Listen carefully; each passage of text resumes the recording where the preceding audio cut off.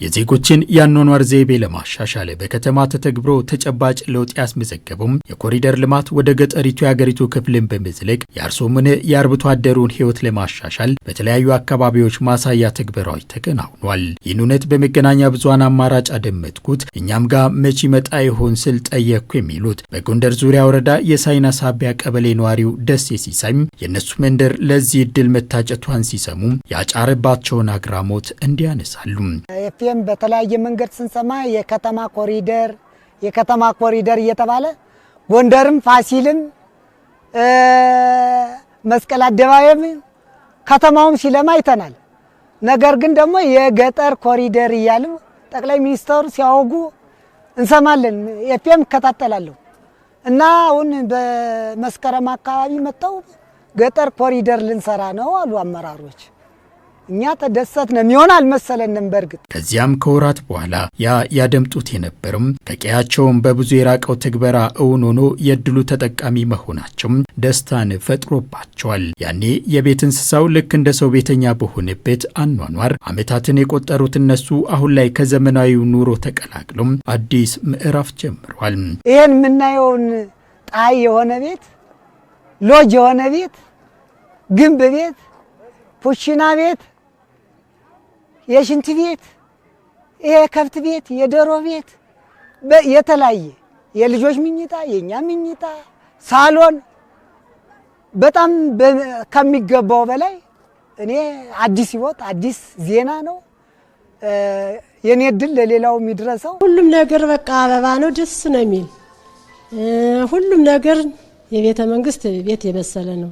ራሱ ሽንት ቤቱ መታጠቢያው ምኑ ሁሉ በጣም ደስ ነው የሚል የከብት ቤት የብቻ ምኝታ ቤት የብቻ ሳሎን የብቻ ይሄ ነው ጭማሬ ነገር የተሰጠነና ቤቱም ይሄ በጣም የተለያየ ትልቅ ነገር ፎቅ ማለት ነው። ይሄ ትልቅ ቤት ነው። የመንግስትም ዓላማው ይህ ነው ያሉት ስፍራውን የጎበኙት የኢፌዴሪ ምክትል ጠቅላይ ሚኒስትር ተመስገን ጥሩነህ መሰል የዜጎችን ሕይወት የሚቀይሩ ተግባራት ተጠናክሮ እንደሚቀጥሉም አረጋግጧል። እንደዚህ ማድረጋችን ትልቁ ፍላጎቱ ምንድነው? የገጠሩ ሰው ራሱ ሰውና ከብት አንድ ላይ መኖር የለበትም፣ ተለያይተው መኖር አለባቸው፣ ኑሯቸው መሻሻል አለባቸው ከሚል ነው። የከተማ ኮሪደር ጎንደር ስትሄዱ አይታችኋል። ሁላችንም ወደ እንደዚህ አይነት ኑሮ መግባት አለብን። ትልቁ ፍላጎት እሱ ነው። ሌላው ደግሞ ውሃ አለው፣ መብራት አለው። መብራቱ ራሱ ከከብቶችና ከሌሎች ብስባሾች በሚገኝ መብራት እዚሁ በማመንጨት የሚሰራ ነው።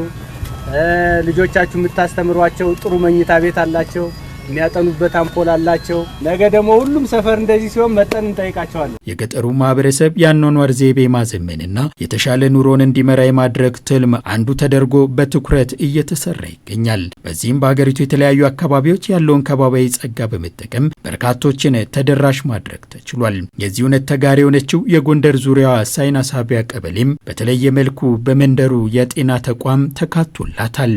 የጤና ጣቢያው ለህዝብ የተሰጠ ስለሆነ ለህዝብ የተሰራ ስለሆነ የጤና ጣቢያው ተሟልቶ ህብረተሰቡ በጤና አርሶ እንዲበላ ጤነኛ ህዝብ እንዲሆን በሽተኛ እንዳይሆን ይሄ ጤና ጣቢያ ተሟልቶ ደግሞ አገልግሎት ሲሰጥ ማየት እንደኛ ቤት ደስ ይለኛል። ሰው ተወልዶ ሲያድግ ይዳራል፣ ይኳላል ወይም ደግሞ ጎጆ ይዛል።